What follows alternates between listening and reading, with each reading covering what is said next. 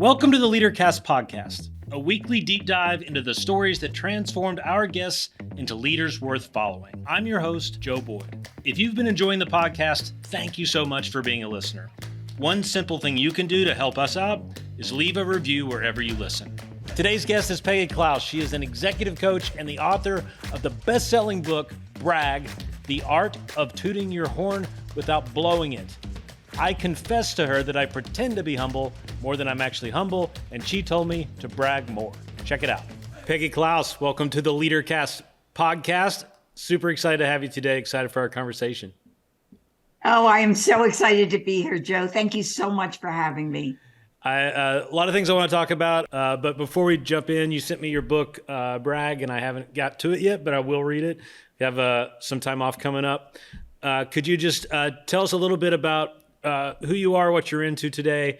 If I was stuck in an elevator with you, what would you tell me that you do? What are you passionate about? Oh my gosh. Well, let me start a little ways back. I began my career in the performing arts as an actor and a classical singer. And then I worked both in New York and in Hollywood as a producer, director, and talent coach.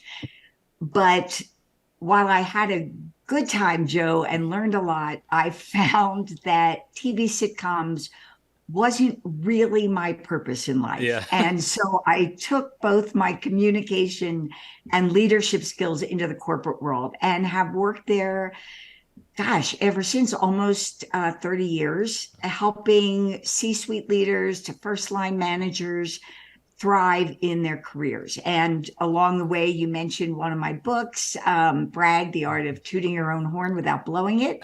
And my second book was The Hard Truth About Soft Skills, Workplace Lessons Smart People Wish They'd Learned Sooner. Mm-hmm. So yeah, let's jump right in. It's interesting. We've been doing this podcast, I've been hosting it for maybe it's getting close to a year.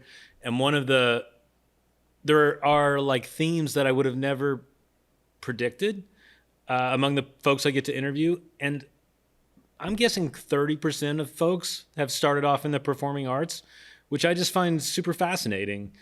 So musicians, fine artists, novelists, like that sort of thing, that evolves to leadership, a passion for leadership.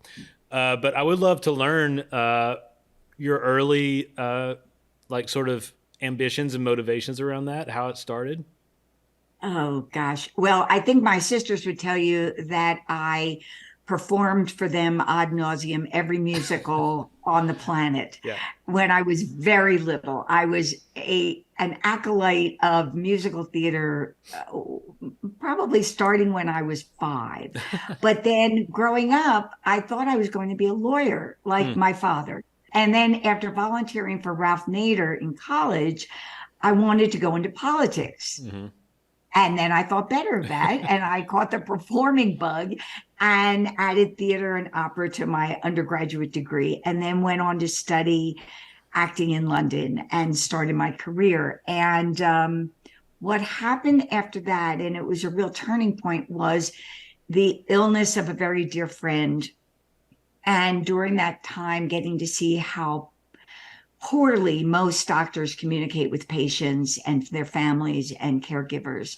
And that's when I made a pivot, left Hollywood, found 2 incredible physicians on both coasts. And together we created a communications program for medical professionals using actors as patients. Simulating that so that the medical community could really have a chance to role play. But after a year or 2 of that, Joe, them wanting all of my intellectual property for like $1, right. I said, that's not really working so well for me. Yeah. And so when friends of mine who were climbing the corporate ladder on Wall Street, they called me and they said, can you help me with speeches and media? And I knew zip about finance. Yeah.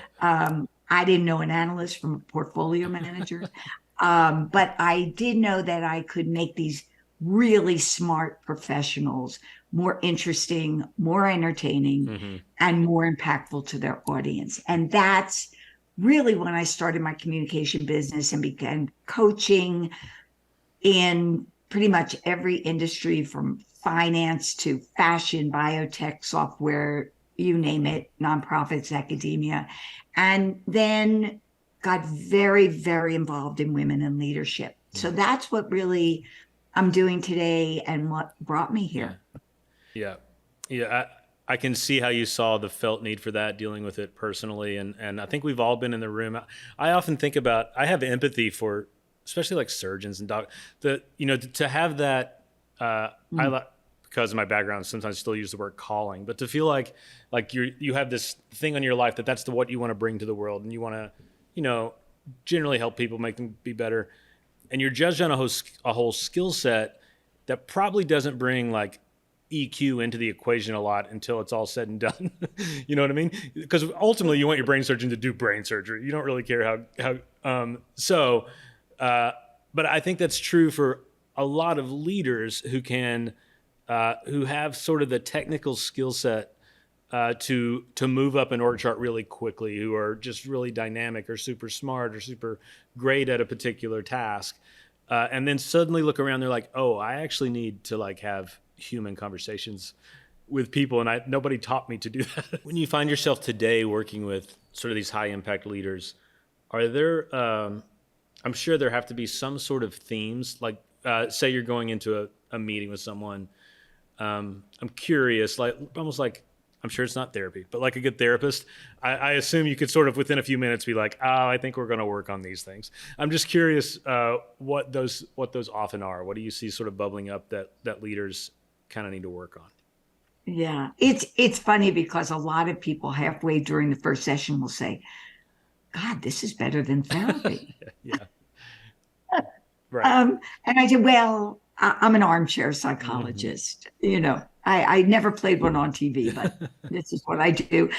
And in terms of leadership, I work with people who are just, some of them just moving into positions of greater responsibility. So, how do they take that on? How do they shift in their perception and the reality of themselves? Because now they're in a different position. Yeah. And working with them on what are their values, what is their purpose and beliefs, and how do they want to show up for people, and in that environment, which can be very difficult. That leads me to, I am curious about how you got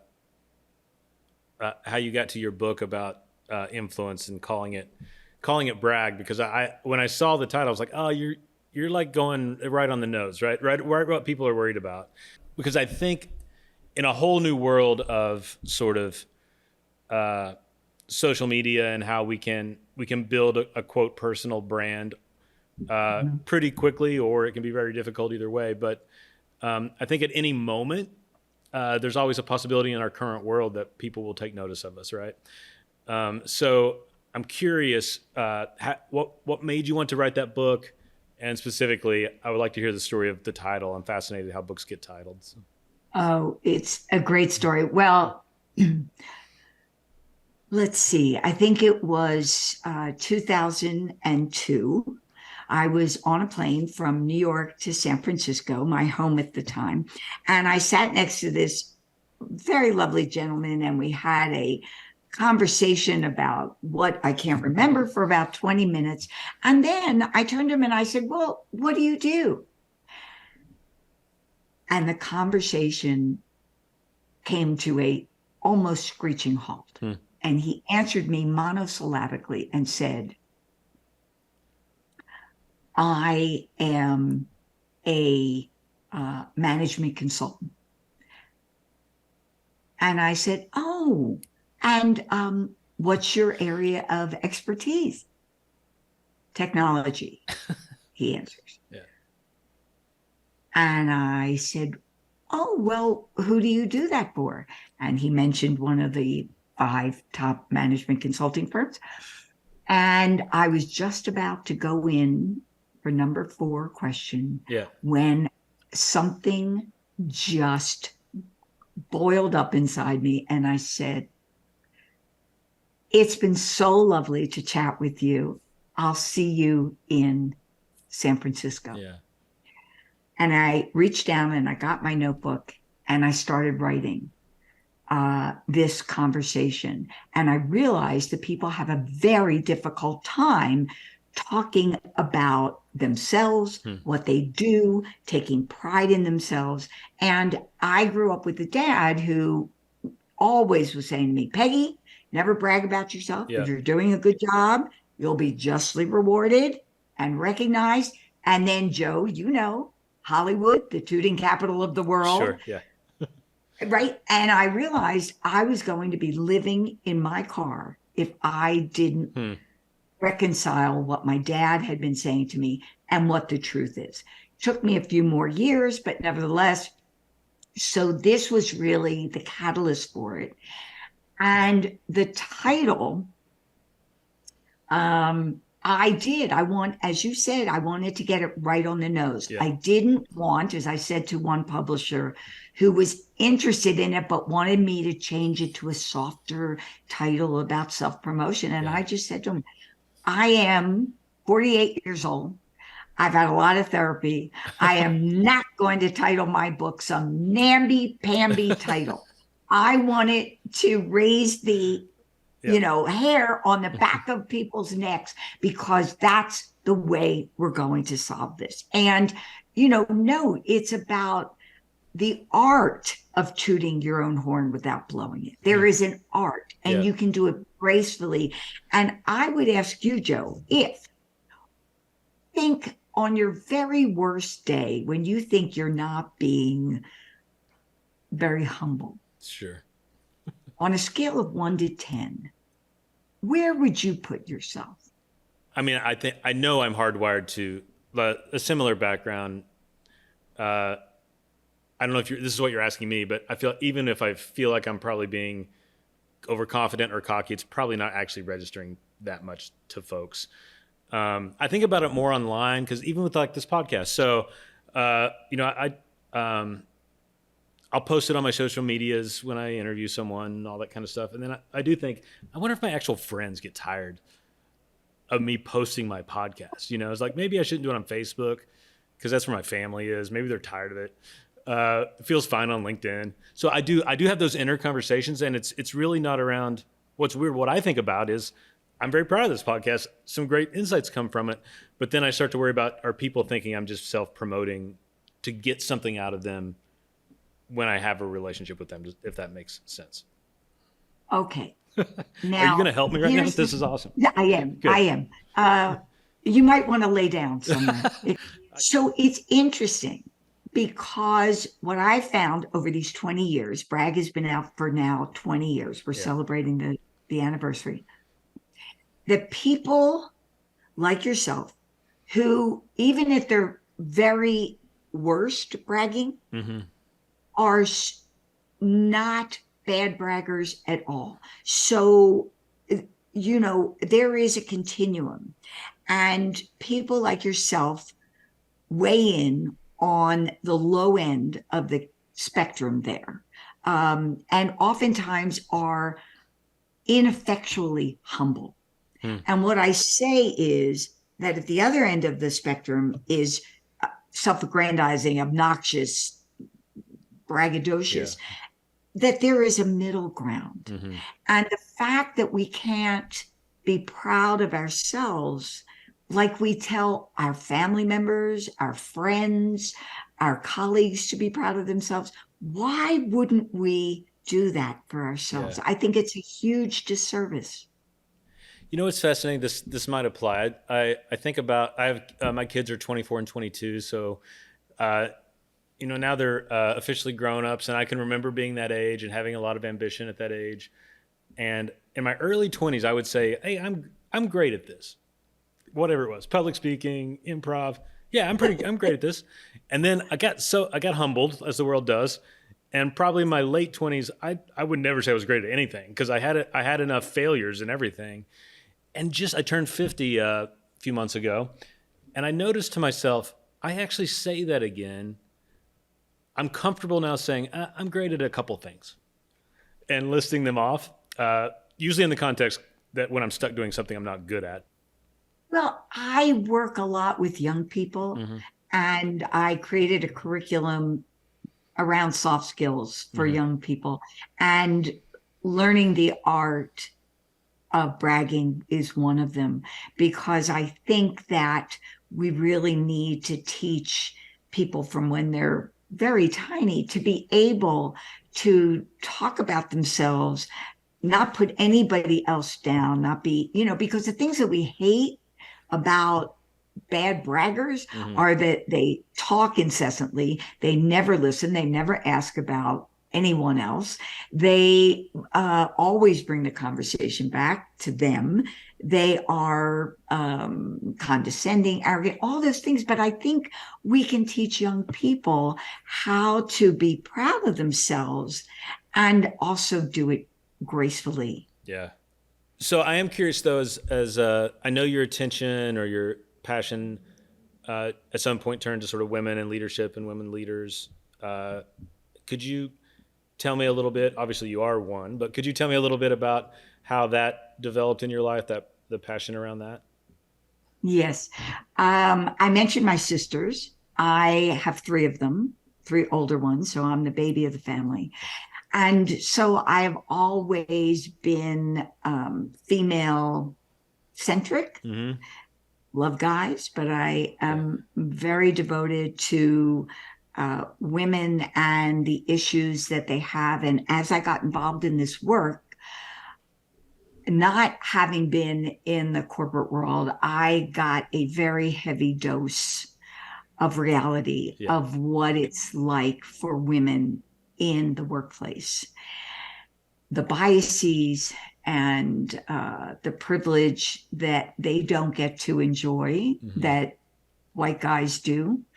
And so I really started to interview and research and create courses around that, because it really is a passion of mine. And I see so much of the issues in the world not being addressed appropriately. And if we only really use half of our human power, then we're never going to solve those. Yeah.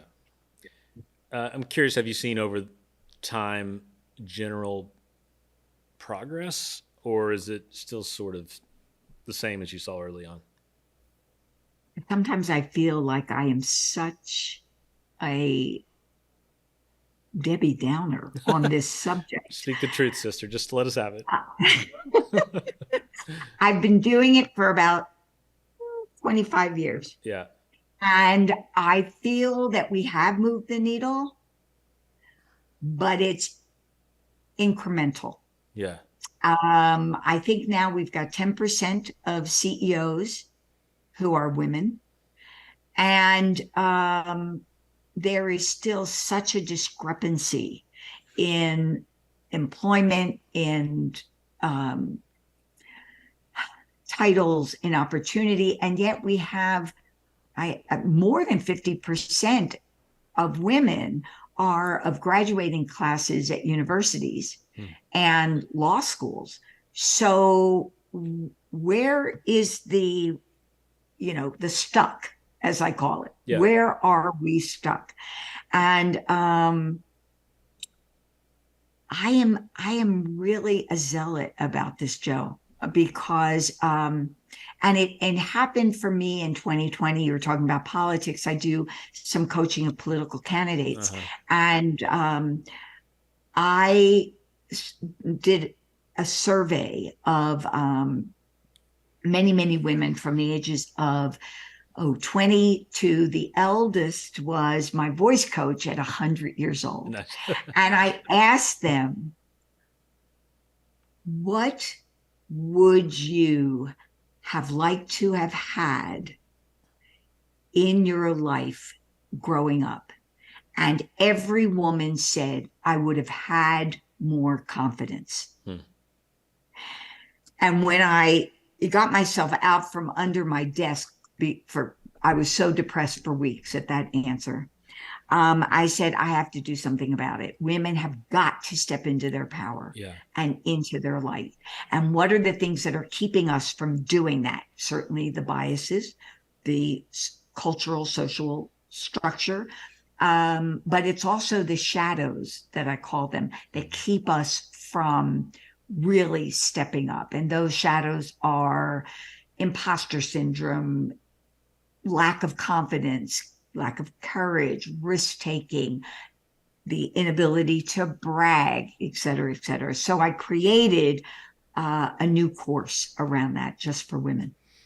And we'll probably say this again at the end, but if folks want to, some people might be like, I want that right now. How do they take your course? How do they get that? They can, go to my website, email, let me know that you're interested, and I will get right on it Okay. and get back to you. We'll link that stuff to the Yeah. description. I am curious. I probably can't help but ask this as we use as a white, older, maybe old now, white guy, with some influence and I'm curious what is your burning sort of hope or desire for folks like me that would like to be an ally in this cause? In any advice of how we ought to be thinking or acting differently? Oh, I love that. And there are many men who, like you, are allies and doing things and promoting women and mentoring and sponsoring. Um, so all of those things, I think you mentioned the word curious. You're curious as to find out what you can do. Yeah.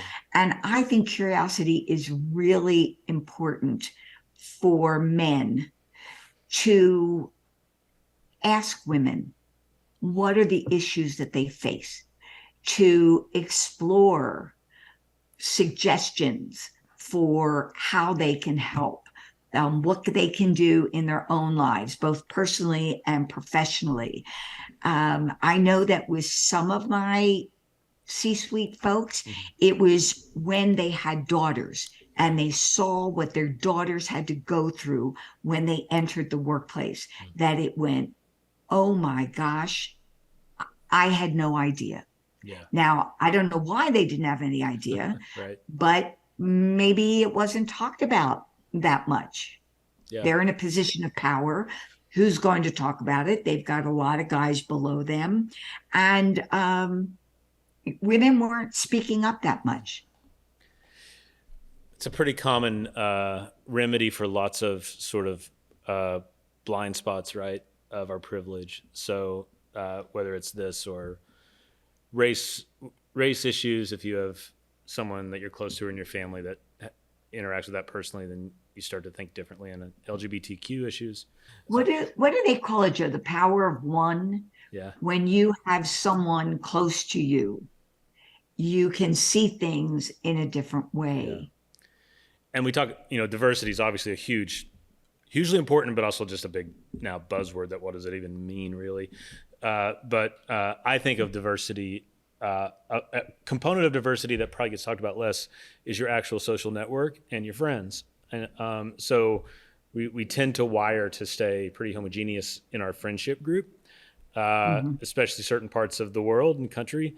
And just for me, I mean, it was my career started in Vegas and then LA, and in the performing arts, you're going to meet lots of interesting folks. Had I stayed in Ohio the whole time and not taken the 13-year journey there and back again, I think it would have taken a little more intentionality perhaps to just increase my own social network. Mm-hmm. And traveling also and living somewhere abroad really will do that as well. Yeah. I really have loved our conversation today. I'm sure you have important things to do to go fix all these people that you work with. So thank you for trying to fix me today. That was awesome. I very much look forward to reading both of your books when I'm able to. And you mentioned, I don't know if you have a website or LinkedIn. What's the best way if people want to right now get in touch with you? Thanks for asking, Joe. It's Peggy at Peggy Klaus. There you go. Straight up. That's it. Really. Old school email. Love it.